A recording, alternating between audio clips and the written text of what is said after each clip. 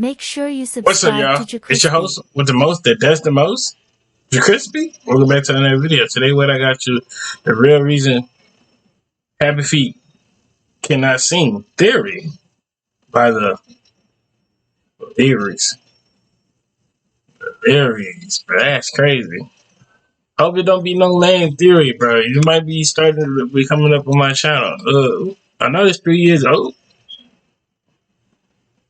This ain't even 3 years old. I'm talking about that video, that cat and hat video was popping up on the corner. I might react to it. I don't know. But if you like, comment, subscribe, follow on social media, pop up on the screen. That's how this goes. Today I grace you with my understanding of Happy Feet.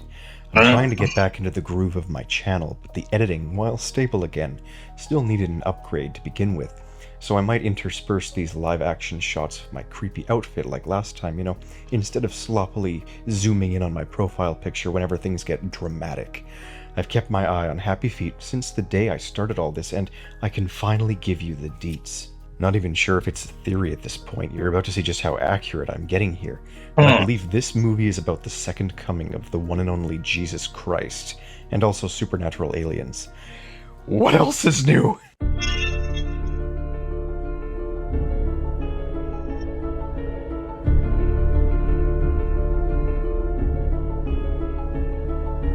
Bro,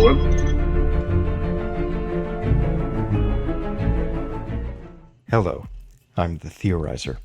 This video is structured as a descent into my ever-present madness. I am calmer. We've discussed this in both the recent Rock Bottom and Oompa Loompa theories, but this one might push me back to the brink. Wonderful. As this video is in fact going to go increasingly off the rails, I should note that it will end abruptly and shockingly as ever. So let's get the end stuff out of the way right now. Who sponsors this video? Nobody. Well, that's not entirely true. My patrons. Things are heating up over on Patreon. All the people over there saw this video fully in advance without ads in it, and they're also getting shoutouts in the end of this video, and they've been conversing with me in Discord for weeks now. As things get more and more popular over there too, I'm also creating an ARG video game for all of you, and they'll be the beta testers. It's all very juicy, all very important, and I can't tell you how much it means to me personally, considering I can only now make this video with the new laptop you helped me buy. Also, I'm recording very late, I might be quiet. The film Happy Feet is the Bible. I guess I should explain myself. So, to get to the bottom of the mysteries, tell me, what is the result of these films? The answer is simple. Humans stop taking over. In the first film, the penguins almost die off because they have no food. This is treated as an apocalyptic situation, and it's all because the humans are harvesting fish en masse. There could also be possible subtext about worldwide climate issues causing the cave-in in the second film, but that movie's doing its own thing, so let's try and keep it to the message of film one. They got a number two? The world was dying. The penguins were dying, the food chain was whacked, and the world was in chaos. We see as much as the world's nations argue with each other. This movie is aiming high for its messages of pain and suffering, and good God, we're about to see why. The plot for this movie is seemingly simple. Happy Feet over here uses the powers of song, dance, and love to communicate with the humans that they need more empathy, thereby saving the world in more ways than one. The humans hear the penguins for what they are, annoying, squawking, flightless, monochromatic rats. Ugh!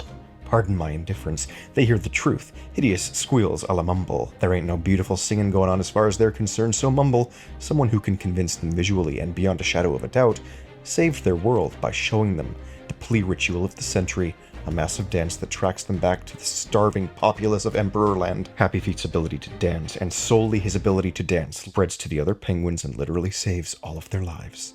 This is the main point of the movie. Beautifully simplistic love, apparently. So I asked the question that all the humans in this movie were probably asking, how and why the hell can Mumble dance? We witnessed something remarkable near the beginning of the film. Gloria, Mumble's love interest, walks up to his egg. It refuses to hatch. She pecks at it with a neat little rhythm, and he starts moving. He slips and falls around, and his first contact with the world is in the form of chaotic legs trying to find footing.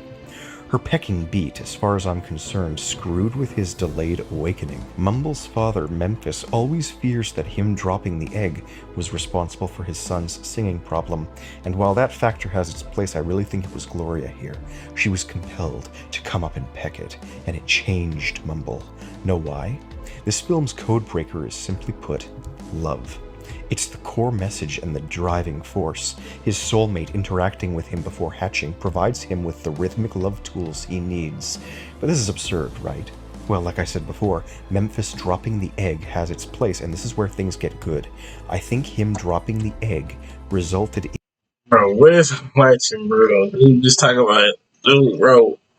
You had me at one point and another point, bro. It's like, bro, okay, we started finna watching your stuff, bro. Don't be jumping to one thing, then jump on another thing. Talk about she take the egg and he can't sing or nothing like that. Obviously, in the movie, he could sing. I gotta watch that video. It's been a minute. in the delayed birth, requiring the egg to be unlocked by his soulmate. Don't believe me? I'm just getting warmed up. Let's examine the egg dropping scene closer. All of the penguins are braving the harshest winter, the increasingly harsh climate of the South Pole. That may or may not be caused by the humans mucking with the ozone or whatever, but they all managed to survive it by singing and visualizing the Great Gwyn.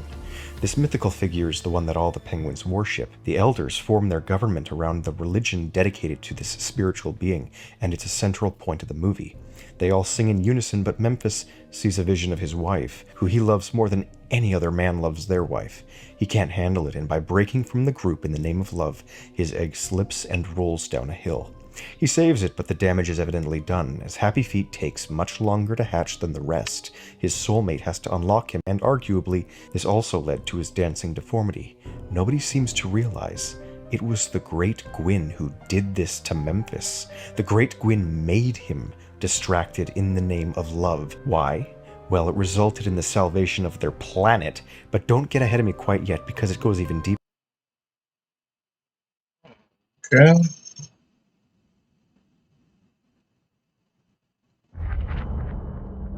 This game, you're not ready for it.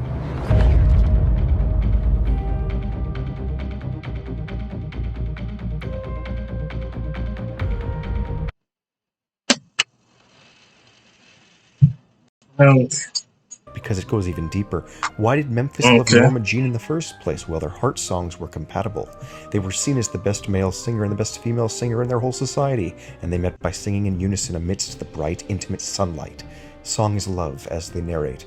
Rhythm drives them together faster. This is how and why they were granted the power of song, the Great Gwyn. This is also how they have access to pop music and modern human concepts. Their god is real. We see it. Everything was in place for Mumble's birth because all of the elder penguins prayed for it. They prayed for a fish solution, and it happened. It happened again with Mumble's little son Eric, who can only sing opera and saved them in the sequel. So yes, the question finally solves too. Why did the Great Gwyn take a special interest in creating and maintaining penguins of all things? Well, I believe it's a perfectly honed situation. A bunch of flightless birds isolated at the bottom of the world who cannot speak, forcing love to prevail as their method of communication, uniting the world over a continent that has no country. Antarctica is alien to us, we are alien to them. The Great Gwyn is quite literally an alien god. Calm down, I'm not reverting to my old ways of ancient aliens yet, but hear me out because several times this movie zooms out of the planet into space for no reason, and the last time we somehow see a motherfucking penguin feather floating in the void of a vacuum. What the f***? And what do we see as the opening shots of this fucking movie? A great penguin constellation, and Happy Feet's existence is literally in the sun itself. The light, the love. Tell me I will snap. This movie isn't some love is the answer metaphor. It's literally the answer, which is why we meet Loveless, who is nothing more than an extremely experienced prophet who has built a civilization around the concept of lovemaking to try and save his species. Bang up the sign, no fishing. The Great Gwyn is nothing more than the one and only God's... What was that?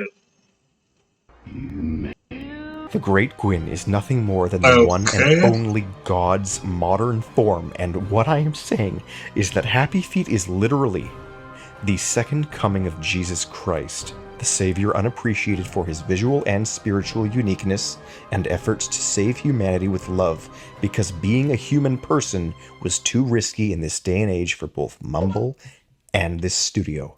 Point blank, nothing more, period. That's what this film is about. What? What? Bro, hold up, bro. If y'all enjoyed this video, make sure you like, comment, subscribe. That's kind of weird. I mean, everybody does got their own God. Like, everybody don't share the same God, nothing like that. So, I mean, it's it's like he had me at one point. Like, it's like, wow, like, what is your point in putting that out there, bro? I don't know, but I hope y'all enjoyed the video. Just make sure you like, comment, subscribe. We're on the road to 300. That's it, man. Like, God, bro.